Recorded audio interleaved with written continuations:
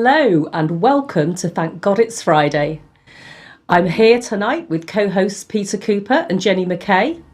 And of course our producer and techno wizard Alex is here managing the tech and your comments. And as ever, we're keeping an eye on how different countries are being creative and adapting to the easing of lockdown. But this week, we've also got a big focus on mental health and wellbeing.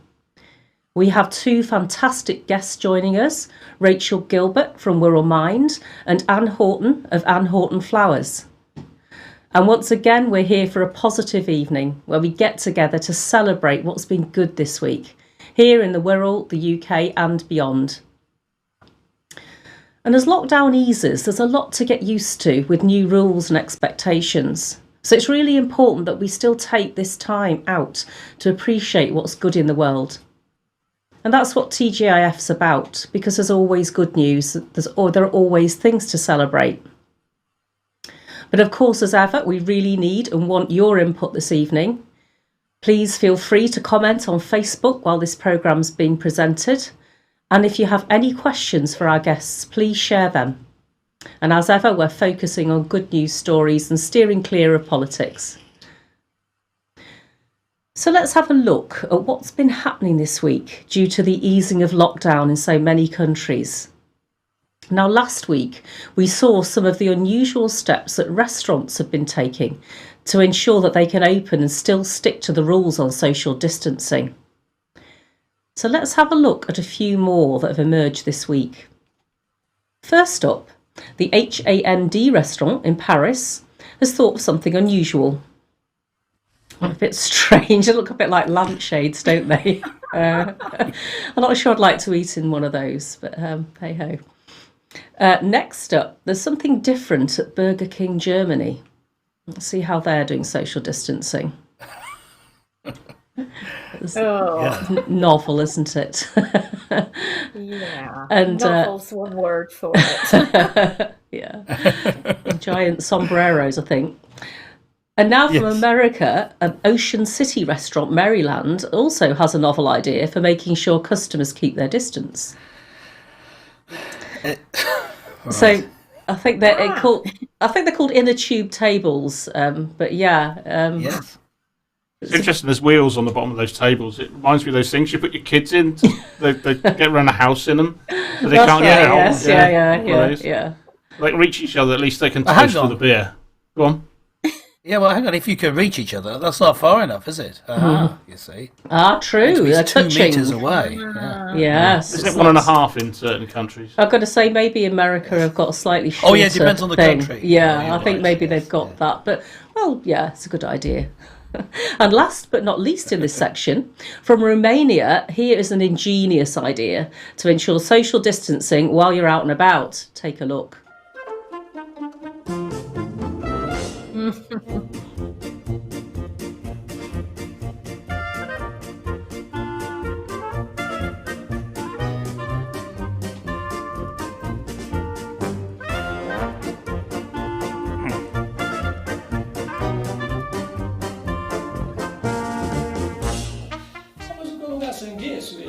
Nu respectă.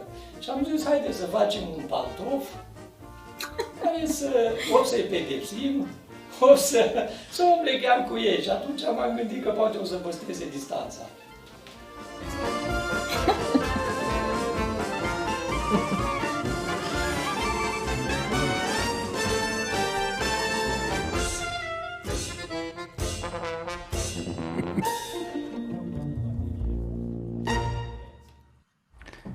You wouldn't be able to drive Entirely your car sensible. in those, would you?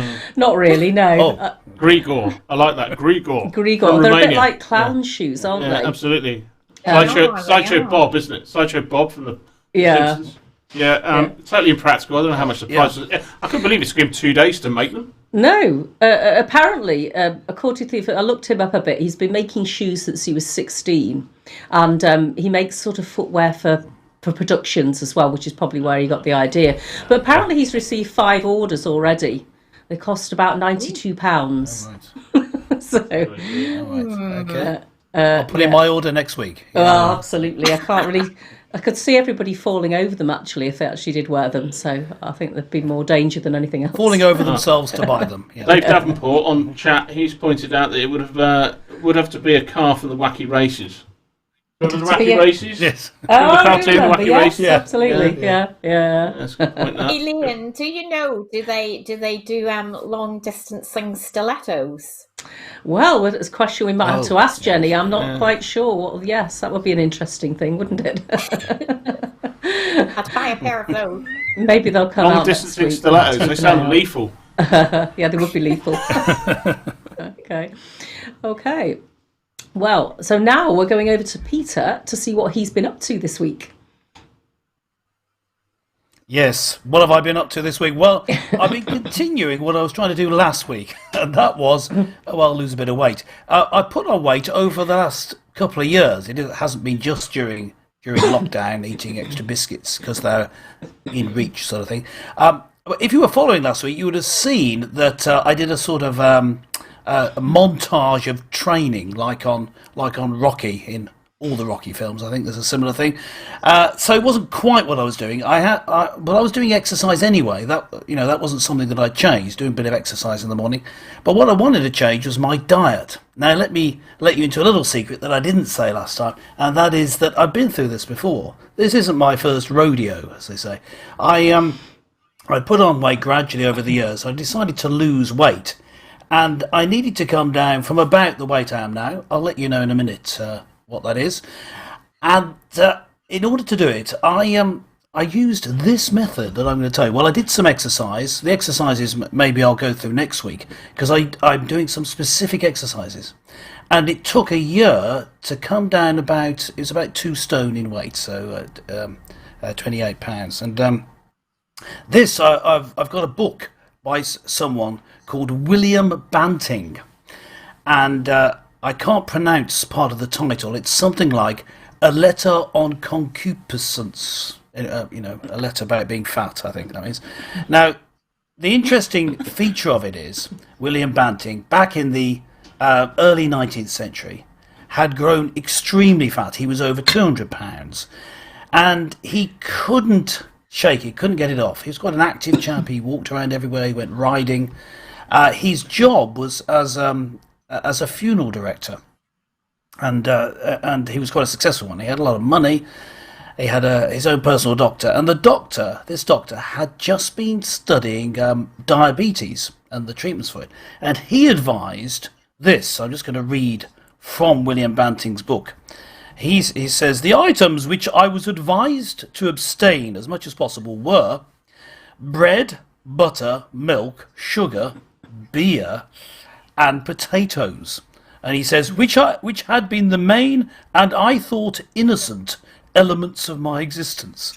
Now, he was told not to eat those, so he didn't eat those because they were carbohydrates. So it's well before the Atkins diet and all that sort of fad of cutting out carbohydrates.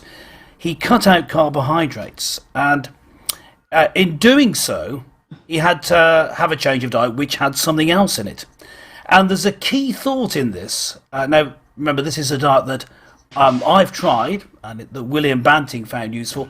It may not be what you want to try, so you may not have been thinking of copying me, but if you were, then don't necessarily, but I'll just tell you what my experience is, and you can perhaps feed it into other advice and your own experience. But this is what he then replaced it with. I'm going to read this because it's quite extraordinary. I think last week it was Jenny was interested in the one particular feature of it, which I'll come to. For breakfast, I take 4 or 5 ounces of beef, mutton, kidneys, broiled fish, bacon, cold meat, a large cup of tea, and a little biscuit. So that's a little bit of carbohydrate. That's just his breakfast. For dinner, he has 5 ounces of fish except salmon, meat, no pork, any vegetable except potato, 1 ounce of dry toast, and then 3 glasses of good claret, sherry, or Madeira. Champagne, port, and beer are forbidden. Sorry. No champagne, no port, and no beer. Beer's especially bad in terms of the carbohydrate, the sugar content. For tea, 3 or 4 ounces of fruit and a cup of tea, no milk or sugar. For supper, some meat, fish, and 2 glasses of claret. And then we haven't finished yet. For supper, a tumbler of grog which is gin, whiskey, or brandy, but without sugar. And then, of course, to follow, because, you know, the evening is yet young, I have a glass or two of claret just to finish off the evening. So you'll notice that there was quite a large amount of wine, You might be lining, even for a vicar. You might be lining yourself up for a touch of gout with that. So you might be very skinny, but have gout, Well, you? now, I've got to say that I'm not. I'm taking on some of the diet in that I'm cutting out most carbohydrate. Not all of it. You notice he had a little bit of dry toast and stuff. Cutting out most carbohydrate and taking in more protein and fat. And the sort of mantra is, fat in the diet doesn't equal fat on the body. It's more of a problem is carbohydrates. That's the principle behind this diet, at any rate. So I'm going to be trying that. You can follow what happens to me. Well, it worked before, but maybe that was coincident. You know, maybe there were other things I was doing that was contributing to it. So that's what I'm going to be doing. Now, over the past week, I've been doing that. So in a moment, I'm going to show you what I weigh. And then after that, I'll give you an update every week. Might be amusing, especially, you know, if you follow me and there's ups and downs. It might be interesting for you. But if you are overweight, I'm not saying you are, gentle viewer, but if you are overweight, then you might want to try it, or your own version of the diet. As I say, you know, I'm not saying that this is a fully healthy diet. I'm personally happy with it. Now, last week, I weighed in at 193 pounds. Now, I'm going to give you the weight. We're going to watch a video in a minute. But I weighed myself in the middle of the day last week. So it's not, you know, it's not really a good time to have as the time every week, because it'll vary. So from now on, I'm going to weigh myself first thing in the morning. So here's me, and you can tell by my voice that it's first thing in the morning. This is me, first thing in the morning, stepping onto the scales. Roll VT. Okay, let's see how we've been doing. There we are. Turning on the scales. Now that is reading 0. Let's have a good look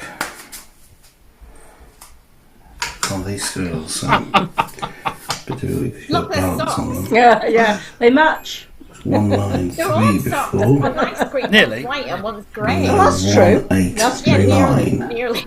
So that's a loss of 4 pounds. 4 pounds, eh? In 1 week. Very good. Very good. That's pretty good going. Yes. So that's 4 pounds from last week. You'll say, I heard people saying that those were not matching socks, but it's funny. I've got another pair exactly like that. Well, there you go. Now, do you know, Pete? Yeah, see what I did there? Yeah, Pete. Rob said on chat, he says he doesn't think you need to lose any more weight. And Shirley Bowen as well. Oh, if everyone remembers Shirley Bowen, she was on a that's couple of very weeks kind. back. Thanks, Rob. Yeah. Shirley Bowen was on our show a couple of weeks ago. She says, "Oh dear, I've just had the beer and the chips are in the oven. I used butter in my bacon earlier, Shirley. and I had a nutty for what's a nutty? Had a nutty for lunch." I don't know what that is, but You'll have to explain what a nutty is. Sounds delicious. I like anything. Oh, hang on. Great. She's fallen foul of predicted text. It should have been butty. Butty. Yeah. A butty. I can see Rachel on screen. Butty. I can see Rachel figured that She had a out. butty, Rachel figured that out. Now, by the way, this guy Banting, his name became a verb, and lots of people followed his diet. So people would go around to each other and say, "Oh, you're looking a bit slimmer today. Have you been banting?" And it was quite popular in the early part of the 20th century. And then people have all sorts of conspiracy theories to do with the sugar industry as to why this happened. And then in the middle of the 20th century, suddenly the advice switched for you to base your diet on carbohydrates. Now, I'm just saying that people's girths then swelled since that period. So, you know, maybe it's something to do with that, switching away from this idea that fat in your diet doesn't equal fat on the body. Well, let's see whether it works for me, shall we? So that's my update for this week. You can follow, and laugh at me or encourage me, however you want, whatever your particular take on this is. As we go through this, to start with, I'll give an update every week. But I'm looking at getting to my ideal weight in a year. But over the next couple of months, I should get to a healthy weight, which, if you remember, if you were listening last time, was 166 pounds. Okay, back to the studio. Right. Well, yeah, I think we're going to be following that very closely, because diets are just such a funny thing, aren't they? In terms of whether you lose anything. I just thought that diet was very interesting in terms of the volume of alcohol. And perhaps that's what made it bearable, because there's so much drink in it that you perhaps didn't notice you were hungry. Maybe that's how it works. I think I could have survived on that, because I'm very, very fond of potatoes from where I come from. Yes. So he only was having a little spoonful of potato, wasn't he? Couldn't live without my potatoes. No. All mean, all bread. But yeah, so it's interesting to see how diets have changed over time, isn't it? So, yeah. We'll be certainly watching that. So, moving on, it is now time to meet our very first guest of the evening. And we're going to give a very warm welcome to Rachel Gilbert, who is the training manager of Wirral Mind. And she's come to chat to us about her role and how Mind has been supporting people through COVID-19. And whilst we're chatting, if you have any questions or comments for Rachel, please let us know in the comments section. So, hello, Rachel. Great to have you with us. Hi, thanks for having me. That's okay. So, Rachel, first, just tell us a little bit about your role and what Mind's all about. So, two parts to that question, really. Wirral Mind is part of the bigger brand of National Mind. So National Mind is the overarching body that does all the campaigning and all the research around mental health nationally, and that's across England and Wales. And what you'll find is that there's about 140 roughly local mind associations, of which Wirral Mind is one. And as such, we are all standalone charities in our own right. So you'll find that each local mind association is maybe slightly different in the services that they offer. So my role at Wirral Mind is the training manager. The training department offer all sorts of different types of training around mental health awareness generally. Some of those are free courses where people can book on through our website. And a lot of those are around increasing people's awareness of mental health and maybe specific mental health problems, but also helping people to build their skills and strategies to create their own wellness toolbox to be able to look after themselves and improve and maintain positive mental health and well-being. Now, a number of services we have at Wirral Mind. Generally, we are a drop-in centre where people can pop in, have a cup of tea, have a chat with a member of staff if they're struggling with something. They can find out a bit more about the activities that we've got on a weekly basis, including some of the courses. We've got other drop-in activities. We have self-help groups that run. We also have a counselling service and a befriending service, and they're actually based at St Cath's Hospital. Whereas our Fountain Project, which is where our drop-in and our training and our self-help groups are based, is actually in Birkenhead on Chester Street, on the corner of Chester Street and Hampton Square. Obviously, at the moment, a lot of our services have been limited in what we can offer. We've had to close the buildings to the public because of the virus, and we have been trying to offer what we can with those restrictions in place. So we've done a lot more on our social media platforms. We have been trying to bring some of those training sessions, some of those free training sessions, into some of those platforms, so we can look at the self-help techniques a bit more. And then we've also been offering welfare checks and telephone calls, and doing more online as well. So people can ring the office Monday to Friday 9 to 5 and chat to a member of staff. And then we have also been doing welfare checks out to people on a daily basis in some cases as well. So has that been mainly through telephone, or has there been any sort of Zoom type face-to-face? Is it mainly telephone that you've been using? It's mainly telephone. We are looking at developing some more online training, which is likely to take the form of something like a Zoom call. But that's in the offing. We are still working on that at the moment. But yeah, no, mainly telephone calls. We've had quite a few emails as well, so people can email for advice, or it's obviously harder to chat via email. But yeah, we can also signpost people to other organisations that we're aware of if there's something in particular that they're struggling with that they might need more specific support for as well. Yeah, because imagine it must have had quite a big effect on the sort of service you offer, that you can't meet people face to face when we're talking about people who, suffering for whatever reason with their well-being, the mental well-being. So, how have you, I know you've talked about how you're doing things over the phone. So, how has this had an impact on the whole COVID situation? Has that had a big impact on the demand really for your services, and how have you been able to try and manage that? I think what we found is that the demand's probably changed slightly. I think we've definitely seen an increase in the number of people who maybe haven't used our service before, who might have been signposted from elsewhere, or have been struggling particularly in this lockdown period. We have found that a number of our people that use our service, who regularly use our service, have benefited from having that kind of conversation. I think some people are itching to get back, and we're working as hard as we can to be able to do that safely, and working on looking at what we can do to be able to allow people back into the building when it's safe to do so. Yeah, sure. But it's a difficult time for everyone, I think.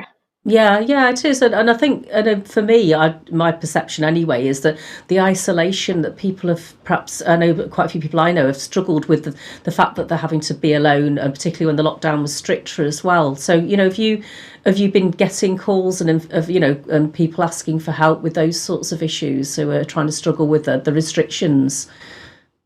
Yeah, Has that been part of it? Yeah, I think that's part of it, definitely, and especially for those that maybe use our service on a regular basis. For a lot of people, they've lost their support network almost, right, or the support network has changed in that you can't see people face to face as easily anymore. And that's not just the support services that maybe people use, but it's about the support that we get from our friends, from our family. It's not as accessible for everyone at the moment. And yes, there is the use of technology, but it's just not the same. It's not the same as being able to go and see someone and sit and chat with a friend, or go and see your family. And I think that's having quite a big impact on everyone, having that sense of support around you. And people have lost other things as well. I think loss can have a massive impact on our mental health. People have lost their jobs, their livelihoods, they've lost loved ones, whether that be COVID related or not. Actually, that's had a massive impact on people as well. I think different people are being affected in different ways because of their circumstances, and those circumstances are personal, and we all react in different ways to situations for various things, and we need to find our own way of being able to cope with the situation that we find ourselves in. And that might change on a day-to-day basis, or it might be that we have to look for various different ways of trying to improve and maintain our well-being. Yeah. So I mean, I know recently you had a mental health awareness week, and I'm aware that there's certain strategies that you talk about how that to encourage people to be able to support their own mental health and well-being at home. So could you tell us a little bit about some of those strategies that might help people?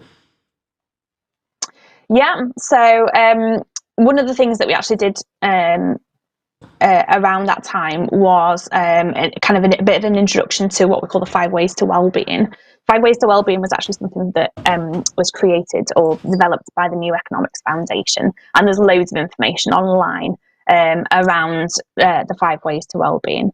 But the idea is that if we are able to do something within those 5 ways to wellbeing, so that's connect, give, learn, and I always forget one, and it's always a different one. Take notice. Take notice. Yeah. Give, learn, Be active.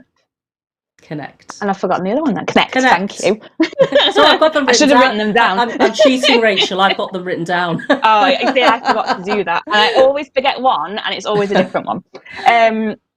So yes, if we can try to do something within each of those areas in one day, then actually it's been known to help improve and maintain our well-being. We've actually got some videos on our YouTube page, which you can find through our Facebook and Twitter and Instagram pages that go into those in a little bit more detail. But actually, if we're able to do some of those things, they can be really helpful. There's other things that you can do. Some simple breathing techniques are really helpful on occasion. We also advocate things like mindfulness.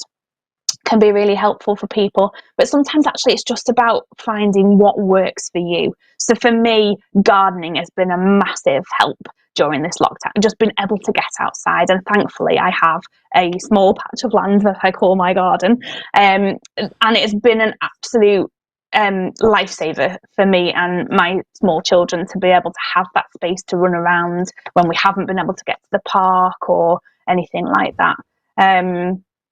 And I found that actually it's very calming for me, and it is something that I've always enjoyed doing, but never really felt like I had the time to do it.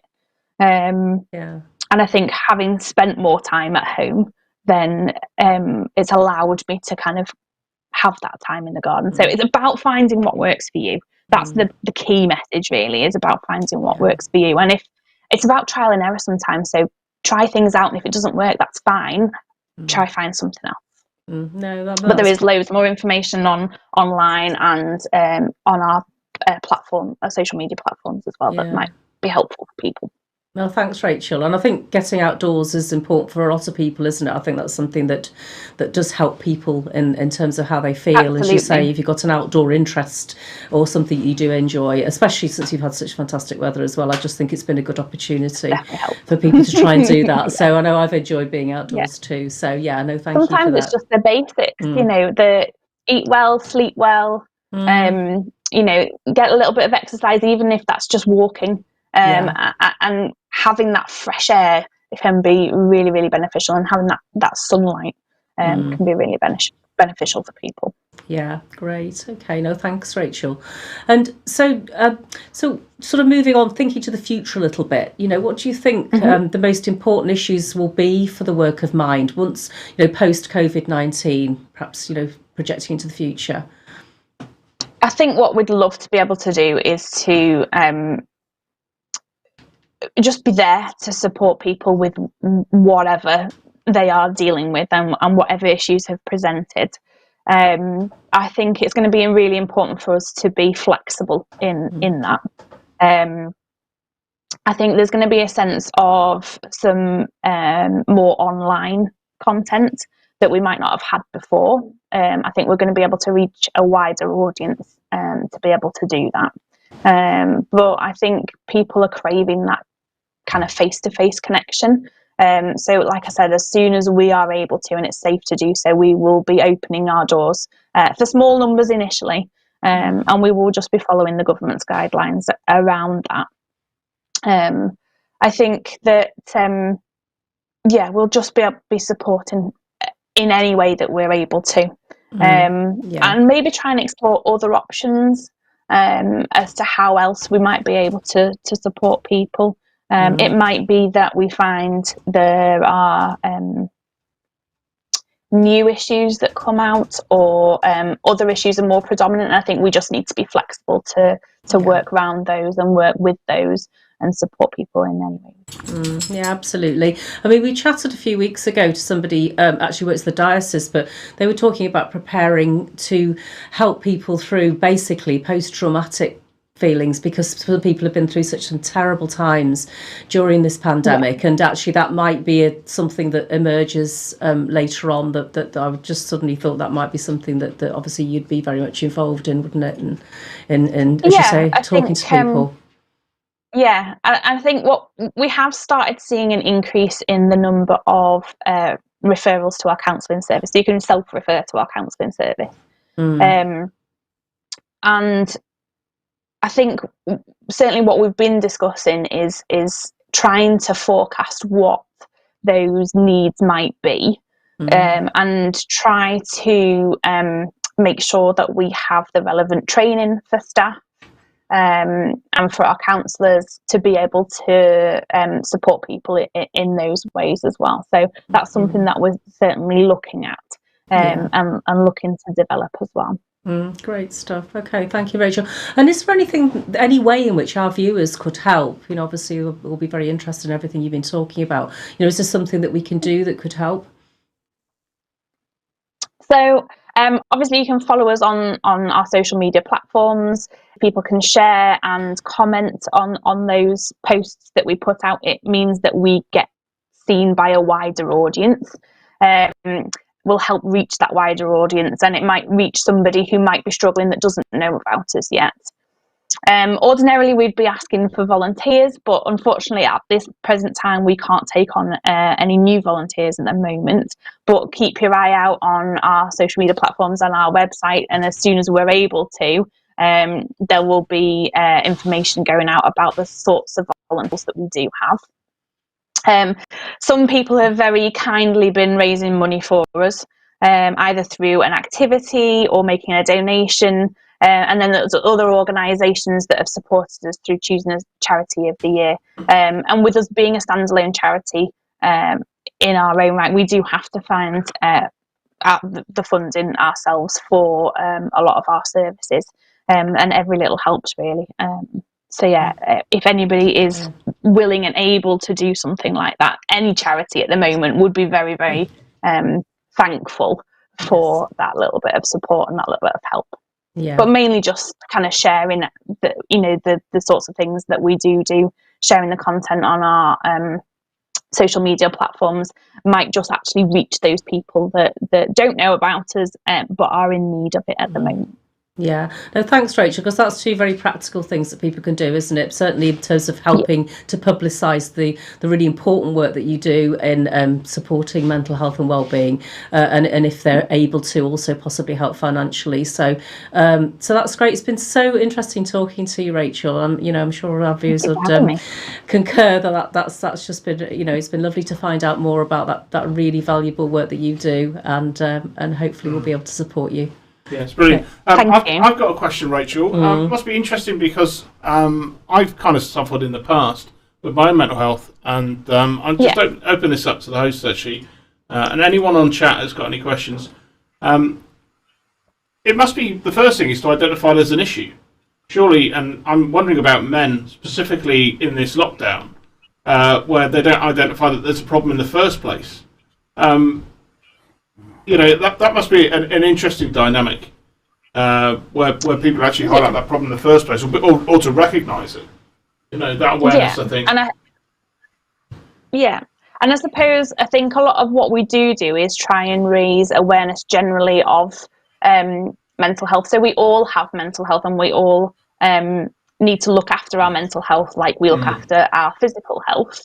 We not necessarily have good mental health all the time, and there are things that we can do generally to look after ourselves, and we've kind of touched a little bit on that, as we've been talking.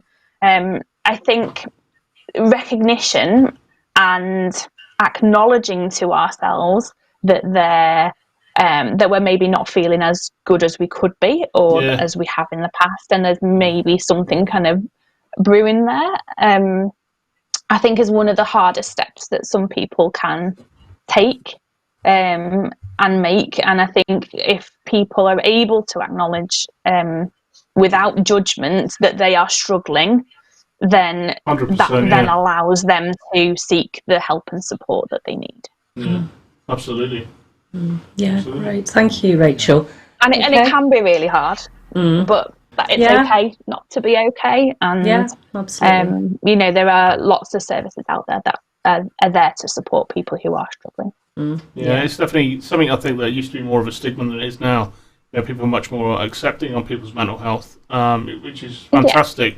Because as you say, I totally agree that everyone has mental problems, and this pandemic in its own right everyone's susceptible to mental problems, and this pandemic in its own right would have hit some of those people that thought that they were absolutely bulletproof. And it's such an interesting dynamic. That's brilliant. That's a great interview. Thanks for that. Absolutely, no, that's been fantastic. Thank you so much, Rachel. If we do have any more questions or comments, we may bring you back in later. But thanks so much. Thank you. Super. Okay, bye bye. Super. Right, so now we're over to Jenny, who actually has something that would help very much with promoting mental health and well-being. Over to you, Jen. Well, I don't know how the viewers feel about getting up in the morning, but I've got to say I'm not an early bird by nature. I'm more of a night owl. And I think under lockdown, it's become even more difficult for some of us to get up in the morning and feel ready to hit the day running. So what I've been doing a little bit of is what I call reflective walking. And I could really empathise with what Rachel was talking about. She was talking about how it was important to connect. That was one of the 5 pillars of the mindfulness mission. And I think it's really, really helpful at this time that you take time to go out, look around you, and really, experience the world out there. There are things that I see out there that I never ever noticed before. There are plants that I've never looked at before properly in the garden. There are birds. I'm just seeing the changing of the seasons from March to June. So this is what I call a reflective walk. I'm doing a little bit of physical exercise. I think I'm improving my mental health, and I'm also trying to get a spiritual connection or interaction with the environment around me. So this is a little video of a reflective walk that I took this Monday. So see what you think about this. So we've always got a lot of mundane things to think about when we get up in the morning, but it's really good if you can put them aside just for a few short minutes and get yourself into a thankful mood for the rest of the day. So this is the ironing board in our house, and there's a whole pile of washing. Look at this. This isn't a good thing to focus on at the beginning of the day. So something will have to be done about this later on. But I'm going to forget about it now because I'm thinking about mental health and trying to get into a good frame of mind for the rest of the day. So there's a lot of cat feeding has to go on in the morning as well. So I'm just going to leave them at the moment because I'm thinking about my mental health this morning. So we'll just stop and listen. You can go anywhere to do this. You can go in your backyard. You can walk along the promenade in Wallasey. You can find some greenery and just listen.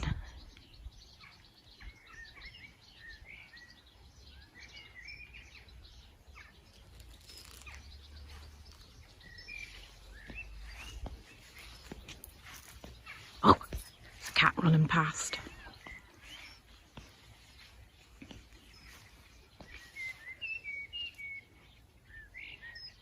Yeah, she's getting pleasure in looking at the little flies. That's a very simple thing to get a pleasure from, isn't it?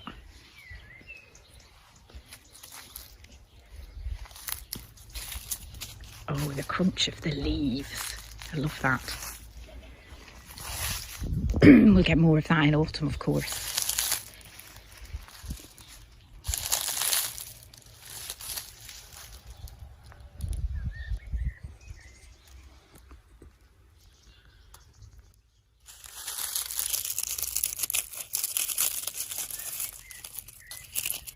lovely crunchy feel.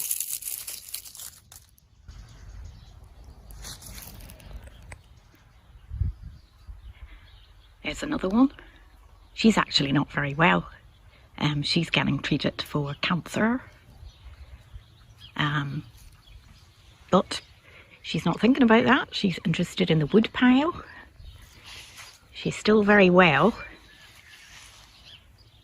And it's wonderful, wonderful to see her just enjoying life and making the best of things. Yeah, she's watching that other one. That's the young one. So this older one is quite territorial. But look at that. She's just enjoying herself. Just enjoying being out, sitting and looking around. Oh, we've got some birds here.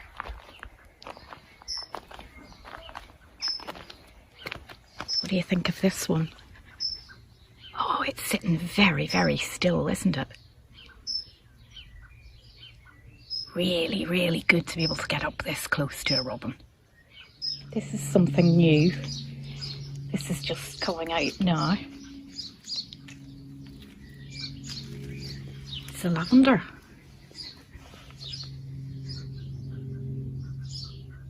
It grows really, really well, this hot corner. So you don't need to travel to south of France to have lavender. Just stick some in a pot in a sunny place.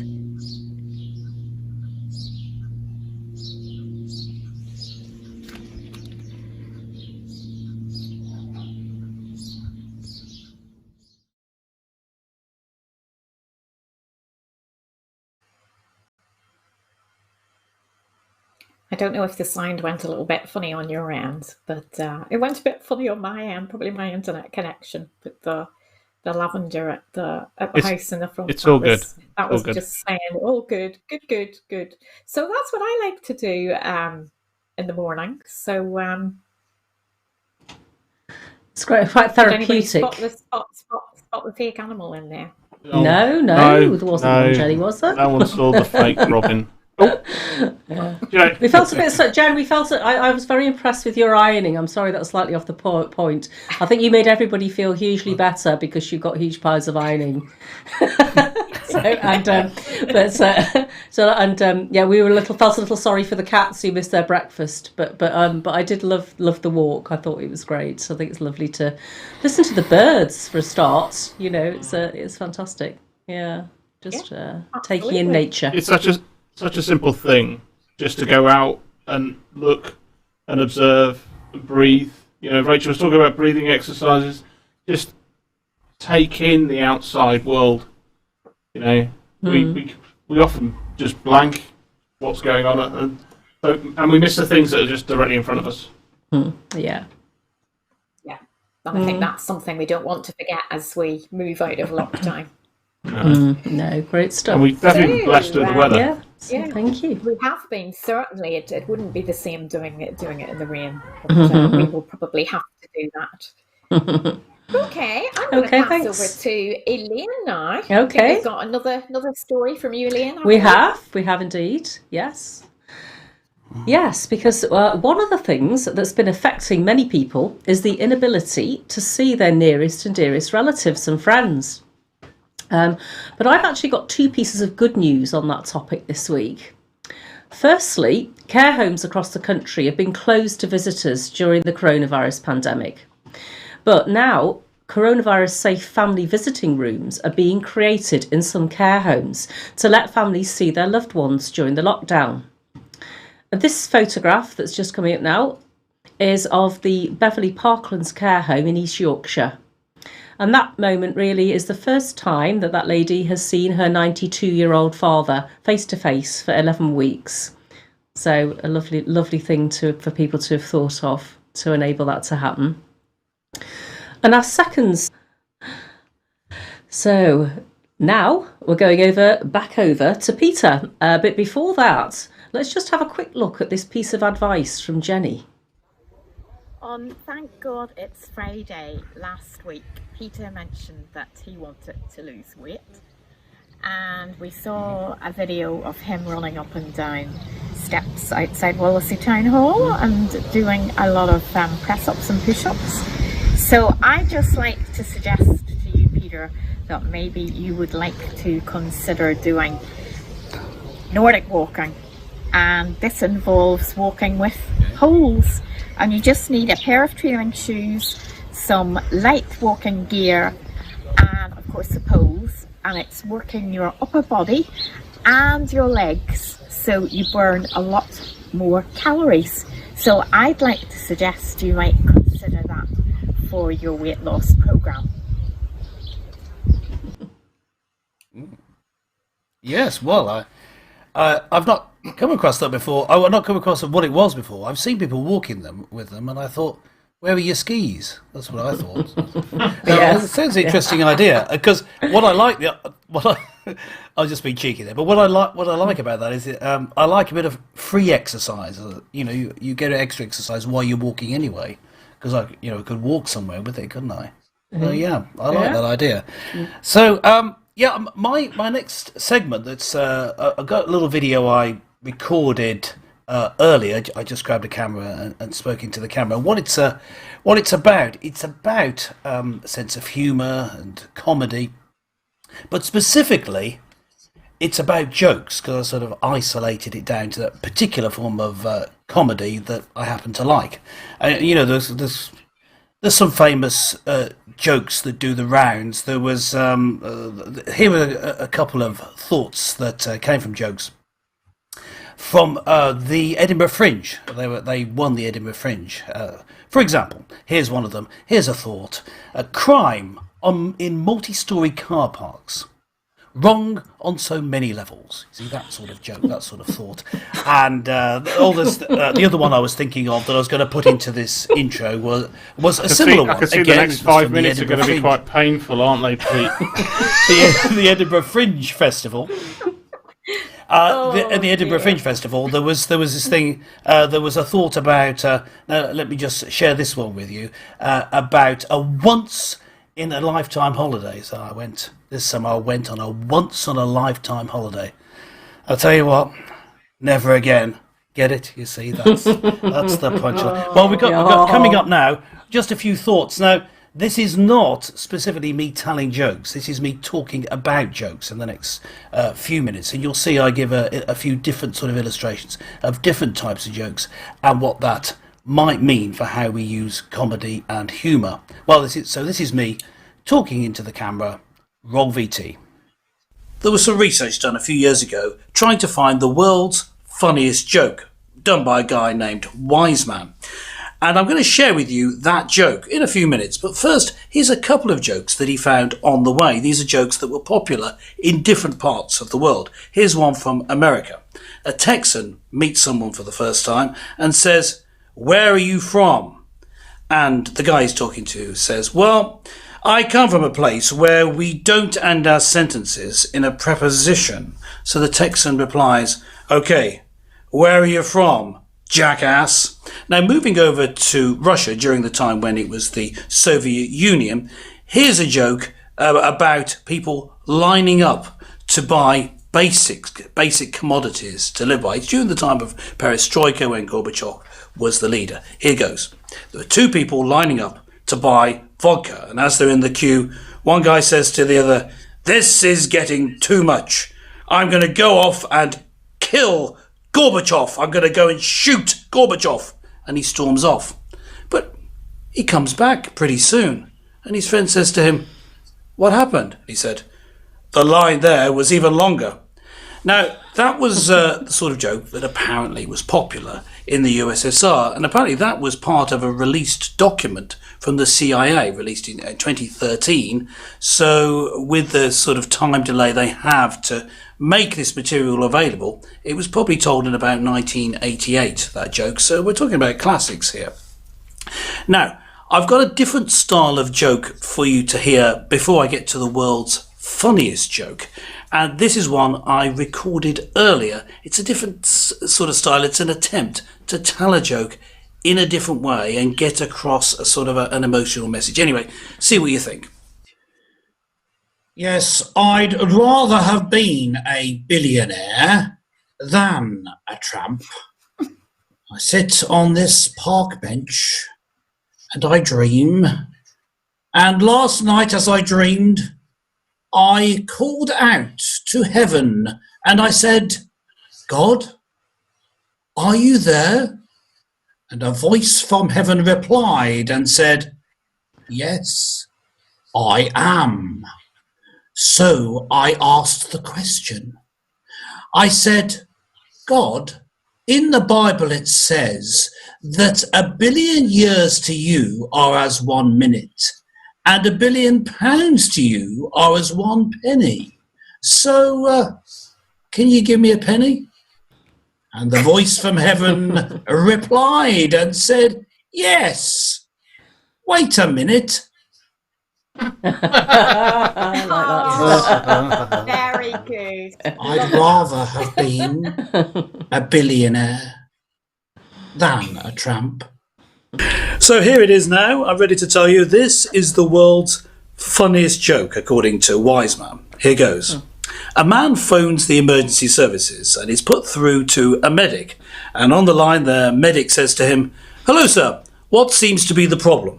And the man says, well, I was out hunting with my friend and there's been an accident and I think that he's dead. And the medic says, well, no, calm down, sir. We can handle this. Now, first we need to make sure that he's dead. And the phone goes quiet just for a bit.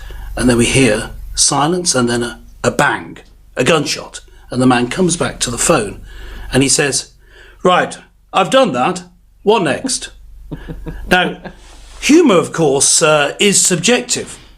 But one thing about humour is, for sure, is that if something makes you laugh, it makes you feel better. If you hear a joke, it doesn't really matter what the joke is to a certain extent. It doesn't matter. What matters is that you laughed at it.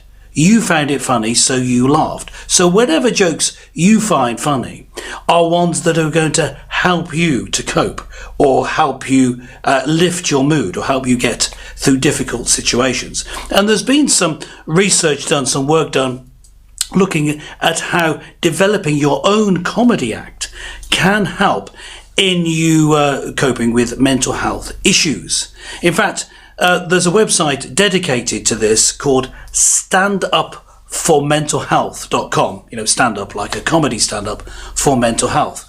So you can take a look at that if you're interested. This idea of using comedy to help you through difficult situations, though, is of course well known. In fact, it's pretty much universal that when a group of people get into a really difficult situation, then humour is what helps, and the humour can get very, very dark. And when I'm talking about humour getting dark, I'm thinking about people who may be working for the NHS, maybe medics, needing to have a time when they can cut loose and use dark humour, or maybe they're in the police, or maybe they're in the House of Commons, wherever it is where they need to be able, at some point, to be able to have a time when they can just joke with their friends and their colleagues and not be judged. And if you have that sort of space and that freedom and a non-judgmental attitude from others, it can allow you that ability to just release the stress and the tension through comedy and humour. Well, that's my little thought on comedy for this week, but I really do like the idea of trying to develop a comedy act. So anyone want to join in with me in developing a comedy act, maybe working through some new jokes, new material, not the old classic ones that I was using this time, then get in touch. I'm open to it. But for now, back to the studio. Perhaps we could actually do a send in a best joke. Do a joke competition. Yeah, we could do. Yeah. And then you can judge the joke. I think sending in a joke might be a good idea. Yes, but it's What about the delivery? It's the delivery as well. I think sending in is good, but I think it'd also be great if we get people to come.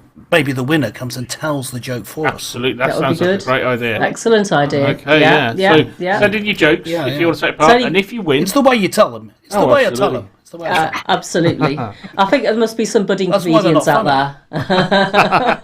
Yeah. Yeah, I'm sure there's plenty of budding comedians out there that can help us along with that. Did you say budding? Budding, I did. Budding, Yes. yeah. Oh, just checking. Swear word check here. Oh yeah. Yes. No, I try not to do that. But yeah. So no, that'd be fantastic, because I just think comedy is such a great uplifter, isn't it? I mean, just it can diffuse situations anyway. But actually, if you're just feeling down, watching or listening to something you find funny is a real tonic, isn't it? So that's a great thing to be talking about. Yeah. Well, and another related topic in the sense of helping our mental health and well-being. Another thing that people say helps, as well as comedy, is actually developing creative talents and learning new skills. And our next guest, Anne Horton, has come to talk to us about how her creative skills in flower arranging are coming to the fore in the current situation. And again, if you have any questions or comments for Anne, please put them in our comments section. So hello, Anne. Great to have you with us. Hello, Elaine. Thank you for inviting me. It's lovely to be here. Good. So come on, Anne, and tell us a little bit about yourself and what you do. Okay, yeah. Well, I am a NAFAS area demonstrator. A what? NAFAS actually... Sorry. NAFAS stands for... Sorry. The National Association of Flower Arrangement Societies. It has about 46,000 members in clubs across the UK. And I demonstrate to clubs mainly in but Merseyside, North Wales and Lancashire as well. As a demonstrator, I provide a club's evenings entertainment, arranging flowers and giving interesting talk and relaying information about materials that I'm using. I'm also a freelance florist, which means I work for other people. Now, this can be shop-based, or it can be helping somebody on a special event. So, for instance, a wedding. And I am also a studio florist, which means I work at home. I think actually the term should be kitchen florist, because that's actually my office, the kitchen. Oh, great stuff. So how did you become interested in floristry, Anne? How did this all come about? Well, it was actually completely by chance. It happened about 8 years ago. My local club, Heswell Flower Club, gave me a leaflet.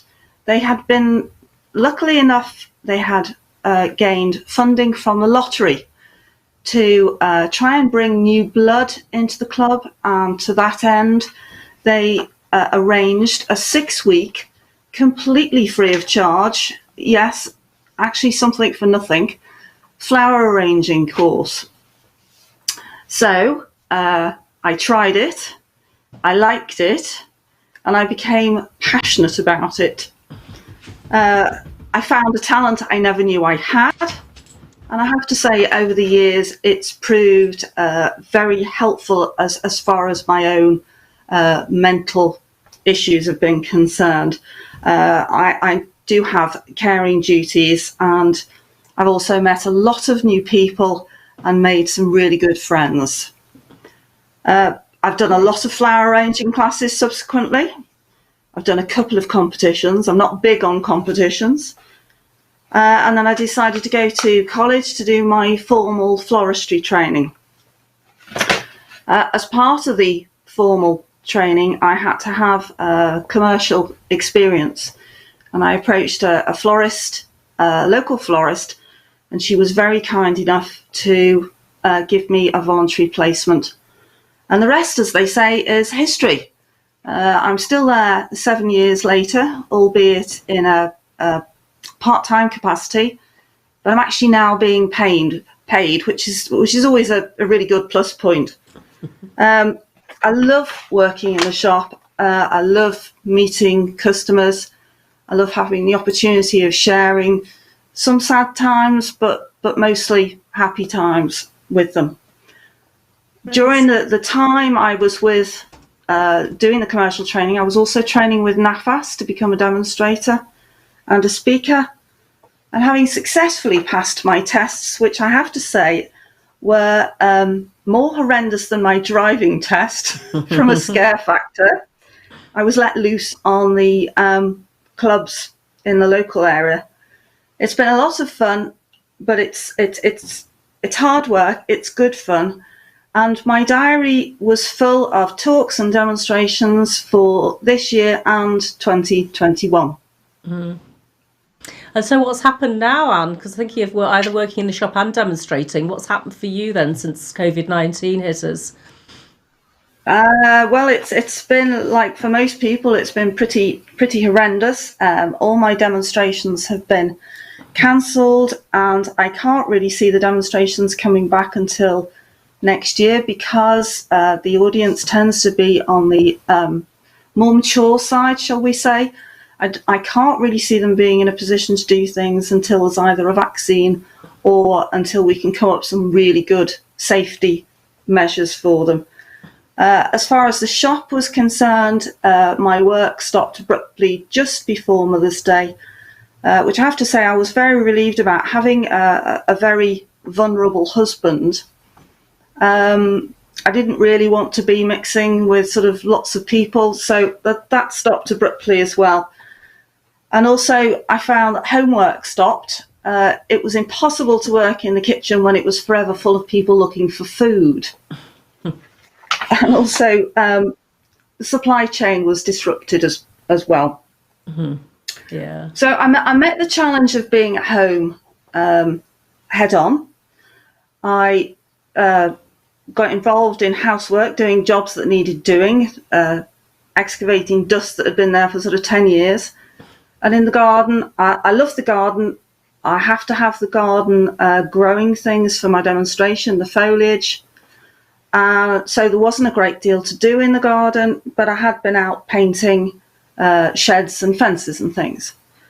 And then about halfway through, after about 5 weeks or so, I noticed that I'd started to have strange dreams and nightmares. And I sort of quickly realised that there was a problem going on.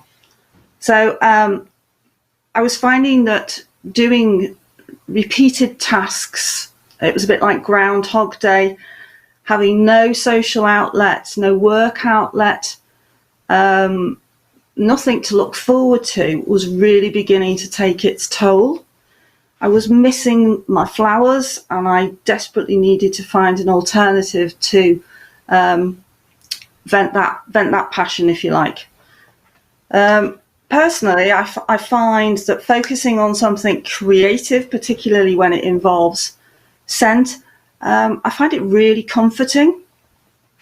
I've had some peonies in the hall for a few days now, and they are giving out the most gorgeous, delicate scent. And every time I go past them, not only do they look stunning, but their fragrance I find really, really uplifting. We always find that wreath making workshops at Christmas are terribly popular. And I think that is not only because you have fun creating something which can be put on your door for everybody to admire, but also working with the scents of pine and spruce gets you right into the Christmas spirit.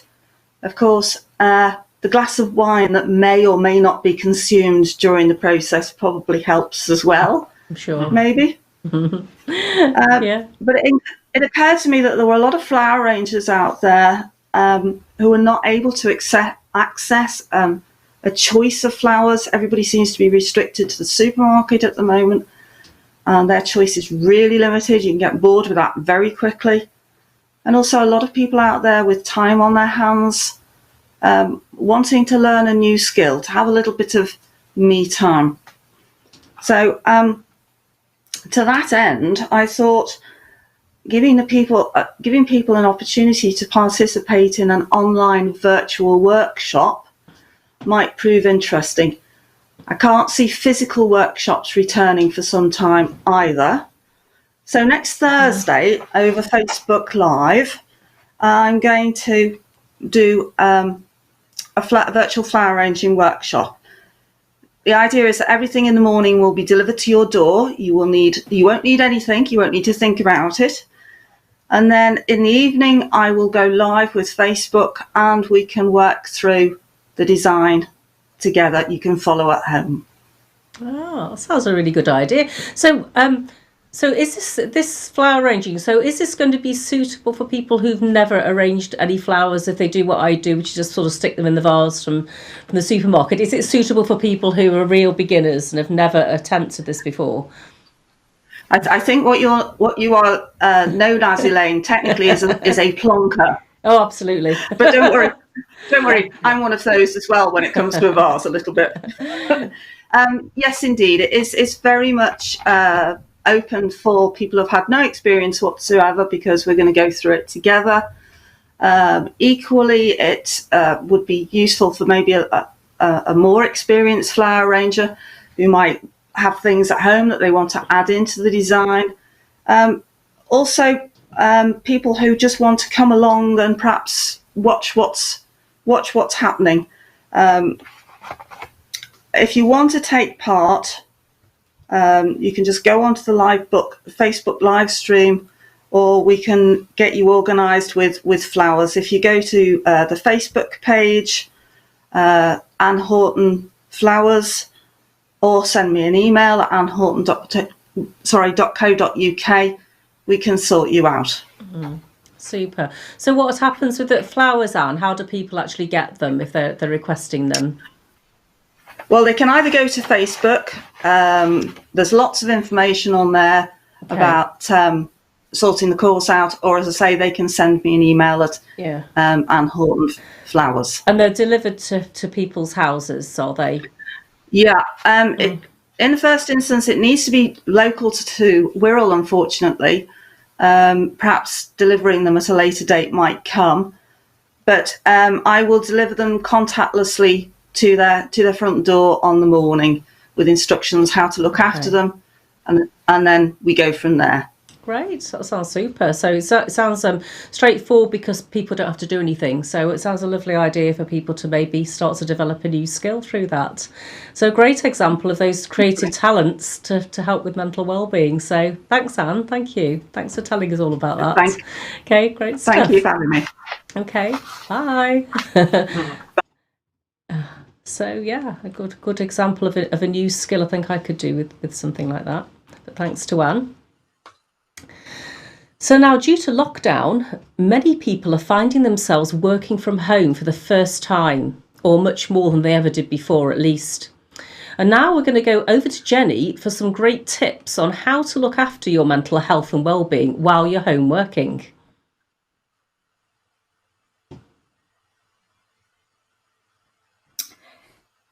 Getting dressed. All right, hang on. I told you it was going to run away with itself. Bear with me. Stop. Right, and begin. Now that sounds pretty obvious, getting dressed, but I think sometimes the temptation for some people is just to kind of roll out of bed into the home office and keep your pajamas on all day. Really, really bad idea. Yeah. I used to do that. Get dressed. I used to do that in my previous life in IT when I used to look after systems, and I used to get up, put a t-shirt on, go check all these systems, and then go back to bed. Yeah. I once got interviewed for a job, and I got the time wrong. And my interview was actually done from bed in my pajamas. Did you get the job? Yeah, that's what I was going to say. Did you get the job? It was a telephone interview. Sorry? Mercifully, it was just a telephone call, and I got the job. Yeah. Happy days. Great stuff. But in general, I would say getting up and getting dressed is a good idea. Yeah. It's good, isn't it? Mm-hmm. And I think the other thing that's very important then is to have me time. So I told you about me going out and doing my reflective walk. So really whatever kind of works for you, mindfulness, doing a calm app, just have some time to yourself before you get into the office to do your remote working for the day.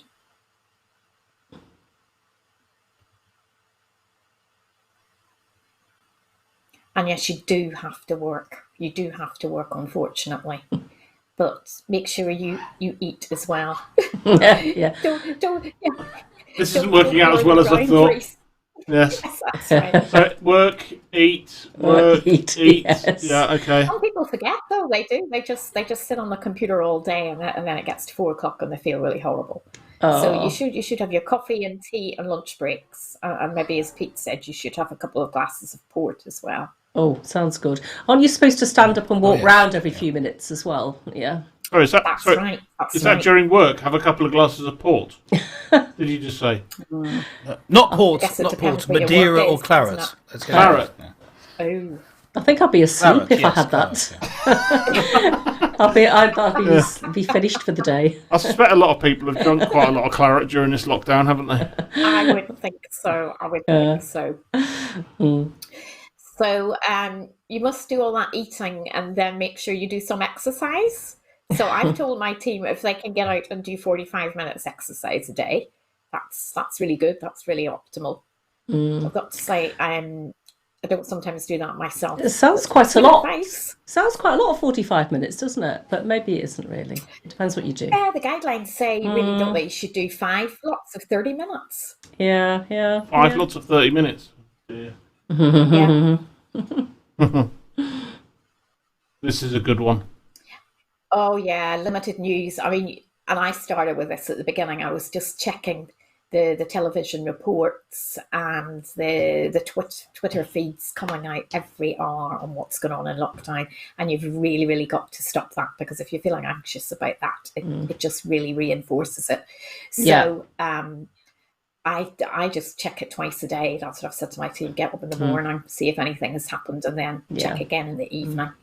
And I find stuff coming out is rubbish as well. Yeah, I find I get updates on my phone, but I actually stopped watching the news quite early on because I found it so depressing. I do watch it occasionally, but it's if you what the endless obviously reporting of a crisis, a pandemic, it just sends you down after a while, doesn't it? And it isn't helpful. We need to know what's going on, but we don't need to dwell on it, do we?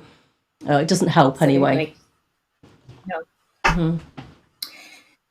Yeah, so as I said, relax with a brew. Make sure you do that. Have a break in the morning, mid-afternoon. Don't just stay on that computer, tapping away. Do a good deed. Think of others as well.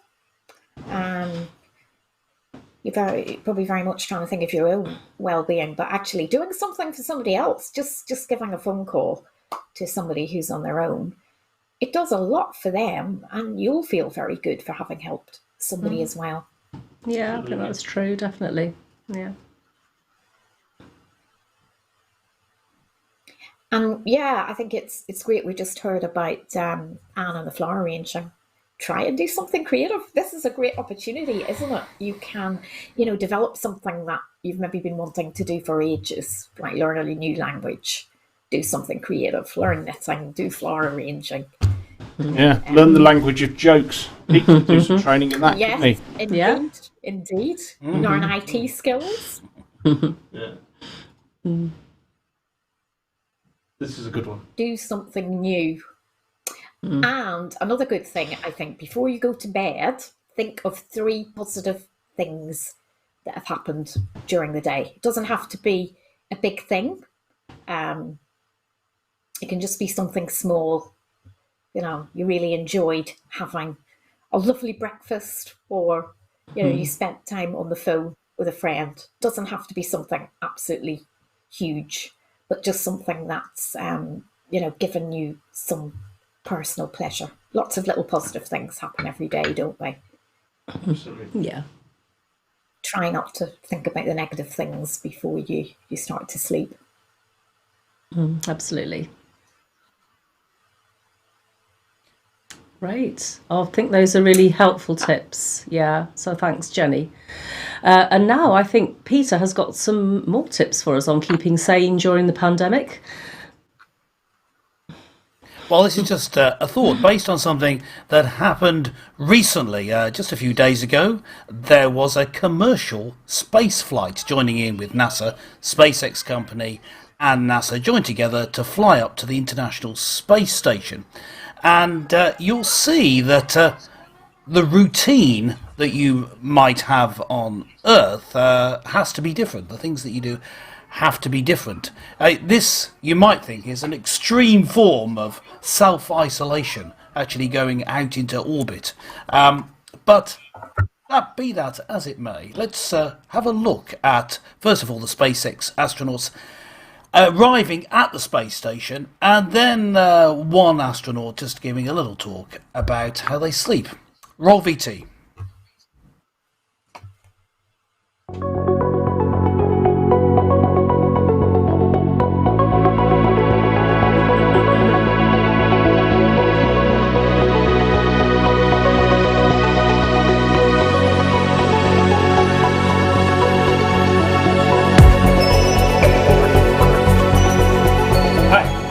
Chris Hadfield here aboard the International Space Station.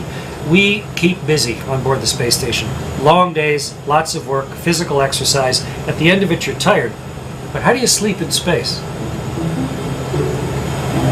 In order to make it comfortable for the astronauts, originally they were going to put us all in one habitation module with sleep stations all around it. But the way a station was eventually built, we have sleep stations inside Node 2, which is in the forward part of the station, and inside the service module, which is in the aft.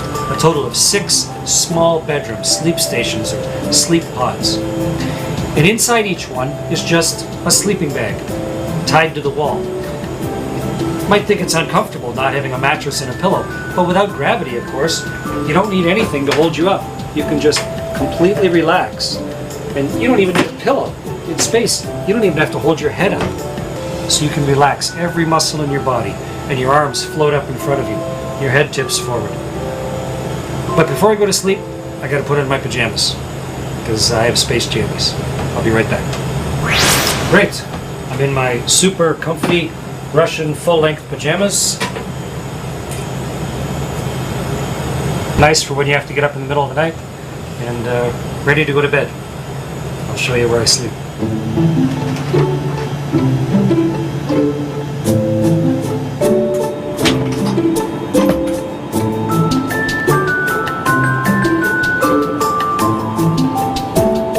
This is my sleep station, my sleep pod. This is where I spend up to 8 hours every day here on board the space station. It's actually on the floor, but once you're inside, you just can't tell.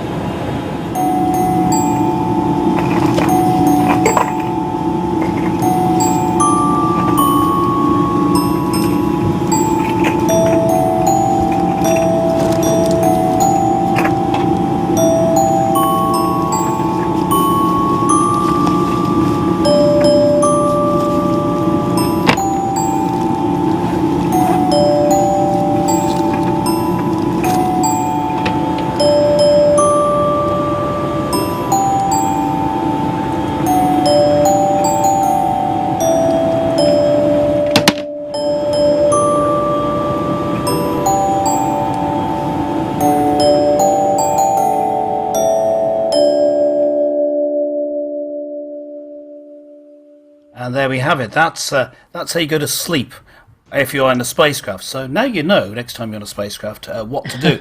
But what interested me about that is that yes, it's an educational show. But yeah, it's interesting that in going out into space, there were different things that you had to do. You went to sleep in a different way, but it was important to the astronauts and to the man who was talking to us about the sleeping pattern and the methods of sleeping and how he would position himself in his sleeping bag. It was important to him to have a new routine, a new method for that situation, and he would keep to that routine. Even out in space, you need routines. And in fact, there's another astronaut talking about it, saying that each morning, because he put his arms out of his sleeping bag, he just checks the news and the protocols for the day on his little laptop, and then he's ready for the day. So he has a little routine. And early on in psychology, it was recognised that this was an important thing to do. The way to stay sane was to keep the amount of sort of open decisions you had to make to a minimum. This is William James, who was an early psychologist and a philosopher back at the end of the 19th century. I'm just going to read out his comment here. He says, "There is no more miserable human being than one in whom nothing is habitual but indecision, and for whom the lighting of every cigar, the drinking of every cup, the time of rising and going to bed every day, and the beginning of every bit of work are subjects to express volitional deliberation." If you have to make decisions about everything that you do, then you're going to be miserable. There needs to be some routine in the day, and then some things about which you're going to make decisions. You need to have a routine as the basis of the day. And, you know, even when you go out into space, you still need to have a good routine, perhaps especially there as you're stuck in your capsule, just as many of us have been isolated at home during the lockdown period, just to keep them sane. Anyway, that's my little thought. Back to the studio. Thanks, Peter. Interesting stuff.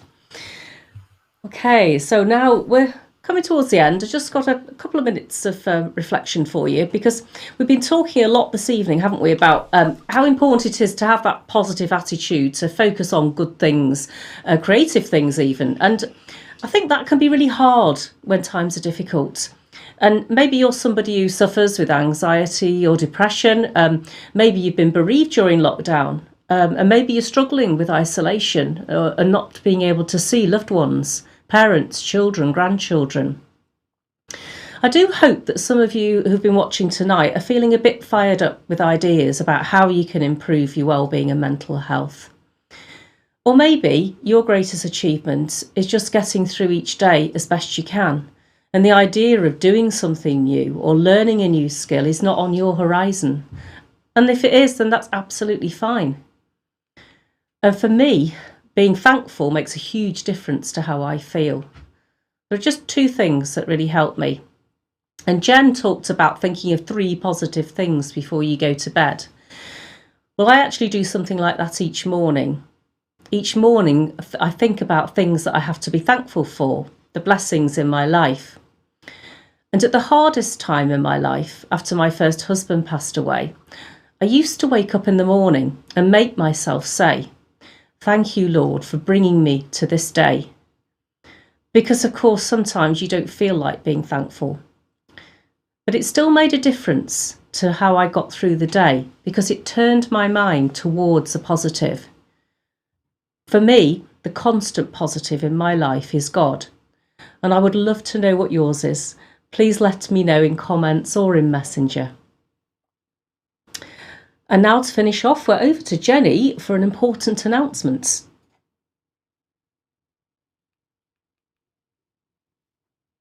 Oh, Go on. Start again, Jen. You were muted. Start again, go on. Last week we were talking about beautiful pets, and you saw lots of pet photos, and we asked if you could send in some of your pets. And we'd like to have a regular slot on the show where we have a pet of the week. So after sifting through dozens of the wonderful photos that you've sent in, we do have a beautiful pet this week. I'm supposed to have done a drum roll, haven't I? I think we'll have to do the desk. I'm not live. I can't do a very good drum roll. Good. Right. Let's see the very picture convincing. Yes. Yeah. Let's see the picture of this lovely doggy. Oh, that's gorgeous. Spinner. This is Spinner, and his lovely owner adopted him when he was 12 years old. That was 2 years ago, so he's now 14. And unfortunately, his previous owner died, and the family moved to Australia, not leaving any provision for poor Spinner.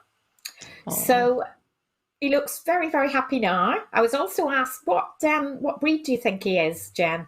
And I've looked very closely at him, and I think he's mainly Border Collie, but he's also got some German Shepherd in him as well. So Spinner is the winner this week. Spinner is the winner. sending a lovely treat on its way. Yay, well done, Spinner. Well done, Spinner. That's super. Well done. Great stuff. Oh, got an hang image. Oh, let's go back. Anybody know what this is? Yeah, go on. Go, you can explain it now, Jen. Go on, Jen, What's the whilst you're image? That was an X-ray. It wasn't an X-ray of Spinner. This is an X-ray of another dog, Nixie. Nixie is a 10-year-old Labrador Retriever, and we've been talking about mental health. Well, Nixie swallowed one of her owner's meditation balls.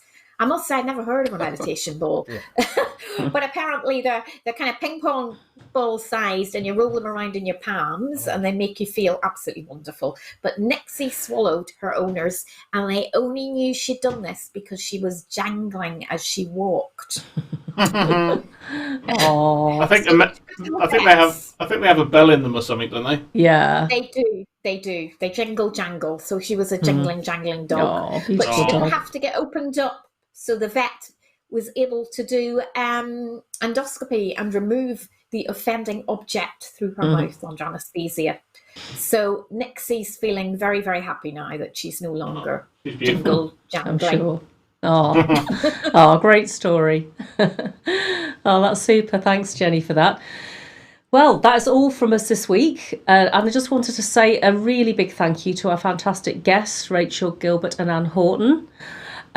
And just to let everybody know, we do have a week off next week, but we'll be back in 2 weeks' time on the 19th of June, and we look forward to seeing you then. So bye-bye from all of us, and we will see you next time. Bye. Bye. Bye, everyone. Bye. Bye. Bye.